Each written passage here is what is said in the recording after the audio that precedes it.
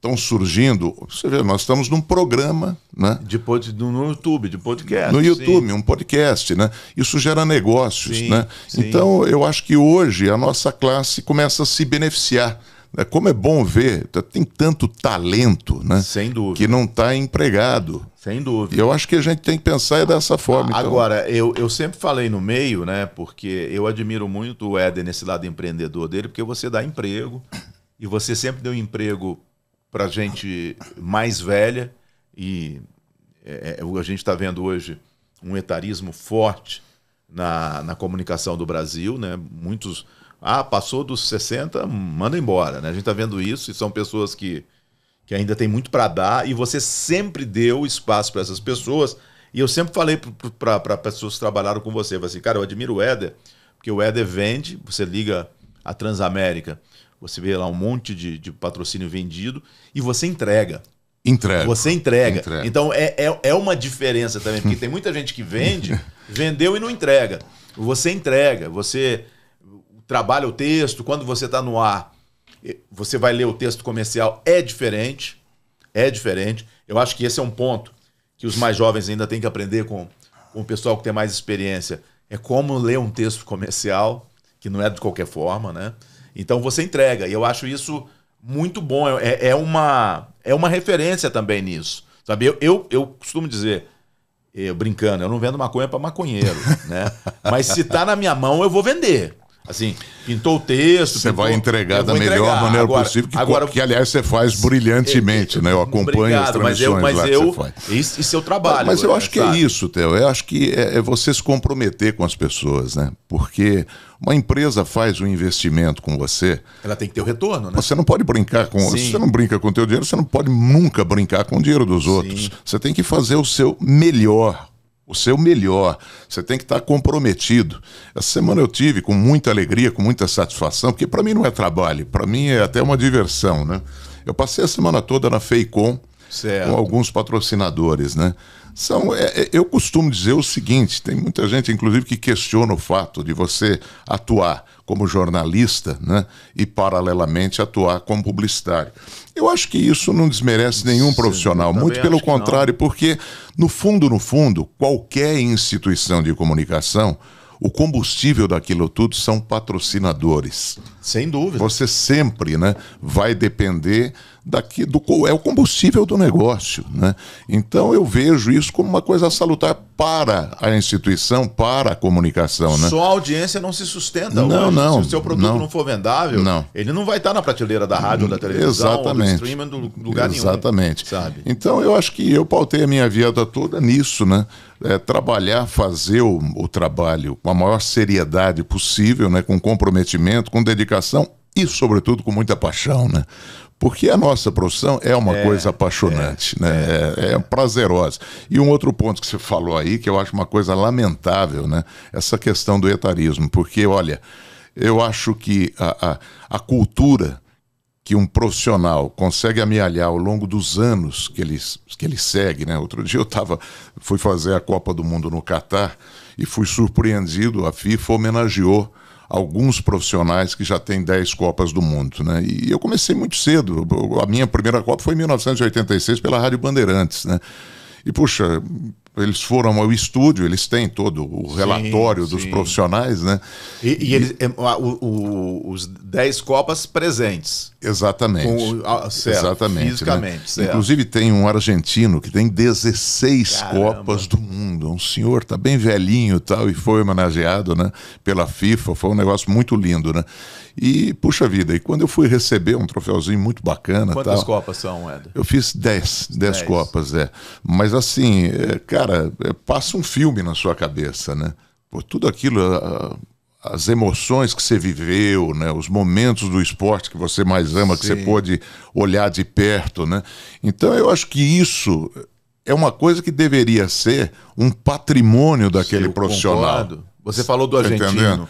A Argentina tem essa filosofia, a Inglaterra tem essa filosofia, a Itália tem essa filosofia. Exatamente. Os Estados Unidos eles têm essa filosofia. Tem. Agora aqui começaram com essa história de, olha, o cara tá mais velho. Eu comentei no Pânico, eu tive no Pânico essa semana. E essa, na minha opinião, é uma grande mentira. Eu também acho. Isso é uma grande mentira. O Marcos Mora, que foi durante muito tempo diretor de esportes da Globo em São Paulo, eu não conheci, mas ele conversando com o Rogério Correia, que é o narrador da Globo em Minas, e o Rogério é um grande amigo meu, a gente conversa muito sobre a profissão, até ontem mesmo a gente estava trocando mensagem. E ele falou assim, cara, o Marcos Mora uma vez numa reunião nossa, ele virou e falou assim, para mim, o narrador esportivo de televisão, ele só está totalmente pronto com 50 anos de idade. Porque ele já passou por tanta experiência negativa e positiva que ele fala, eu vou por esse caminho. Teve um problema, eu falo, eu vou por esse caminho. E eu falei, caramba, 50 anos. E é verdade. Eu ainda tenho coisas na minha... Por exemplo, tive agora na Liga dos Campeões da Europa passada, que eu cometi eu falhei, não cometi um erro, eu falhei por um problema de saúde, de Mas aí não foi uma falha sua. Mas eu aprendi muito, assim, eu falei assim, caramba... Mas eu acho que é isso, Theo, sabe? A gente continua aprendendo. Porque é incrível, né? Existe hoje um movimento, se você faz transmissões maravilhosas, quantos gols belíssimos que você já narrou na televisão, tá? E você é um cara admirável, um cara de um talento incrível, né? Mas depois os caras só te lembram porque falhou a tua voz. É isso. Você tá entendendo? Mas é isso. E não foi cancelamento. Puxa, isso é horrível. E na imprensa, horrível. Na imprensa de opinião, a gente tem os queridinhos, né? Na imprensa de opinião que a gente tem hoje, os colunistas, tem muita gente que não tem isso, mas tem muita gente que tem os queridinhos. Então esses têm moral, esses qualquer coisa aparece, né? Às vezes você faz um monte de coisa, como você falou, ninguém nada. Sabe? Ninguém nada. Então, mas a gente aprende. Eu falei, cara, 50 anos é verdade. A gente ficou maduro. Eu acho que o bom profissional, ele melhora também com os erros. Sabe? Quem até hoje não errou? Sim. Né? Quem não cometeu uma gafe, né? Me apresente, que eu não conheço. Eu também não. Né? Os maiores que nós temos no mercado aí, né? Sim. O nosso queridíssimo Galvão, por exemplo, que é uma referência das referências, né? Dúvida. O Galvão nunca falhou, é óbvio, Sim. todo mundo falha. Todo mundo falha, né? Mas eu acho que é isso, cara. Eu acho que você tem que valorizar esses profissionais, né? Essa experiência, esse conhecimento, a cultura que esses caras conseguiram adquirir ao longo de tantos anos. Agora, Éder, eu já fiz essa pergunta pro meu pai, um podcast que estava só nós dois, que é sobre justamente a última coisa que você aprendeu como profissional, né? Porque não tem mais tantos desafios como no início da carreira, mas ainda tem coisa que surge diferente. O do meu pai foi isso de, às vezes, lidar com crítica na rede social, dessa falha, de entender melhor, né? Como lidar com essa situação. Qual foi a sua, que você lembra? A última coisa que rolou? Aprendizado. Puxa, eu acho que ao longo desses anos, óbvio, os tropeços você sempre tem, né? E existem outros fatores que acabam influenciando um determinado ciclo, um determinado momento da tua carreira, né? Porque você tem uma vida pessoal também, né? Você tem que administrar problemas fora daqui. Aqui, como a gente está sempre atuando na televisão, no teu caso, eu no rádio e tal, para o público você tem que estar sempre bem, né? Sim. Mas não é sempre assim que você está, né? Esse ano passado, por exemplo, foi um ano terrível para mim, foi um ano muito difícil, né? Eu perdi minha mãe. Então, isso aí acaba te influenciando, né? Eu acho que... Aí você teve que narrar logo em seguida? E de repente eu tive uma semana depois que ir para o Catar, né? Foi louco, transmitir uma Copa do Mundo.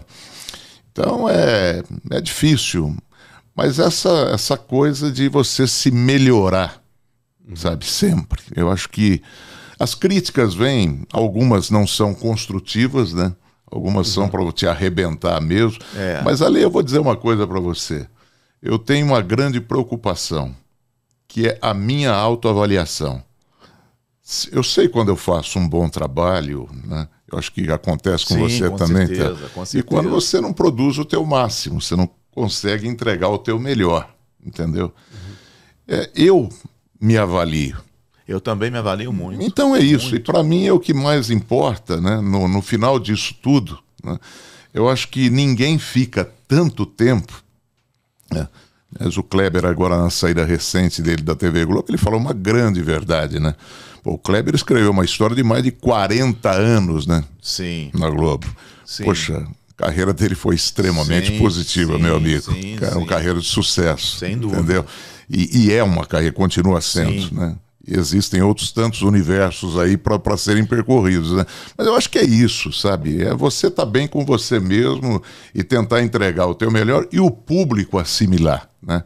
O cara que curte esporte e acompanhar uma transmissão sua, né, Theo?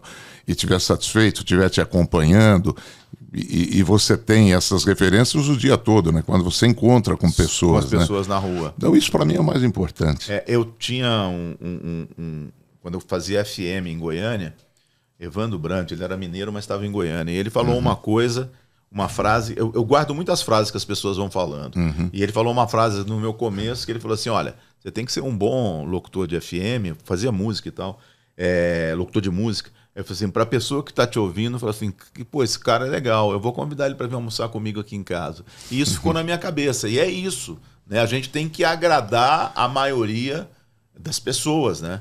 Então é isso.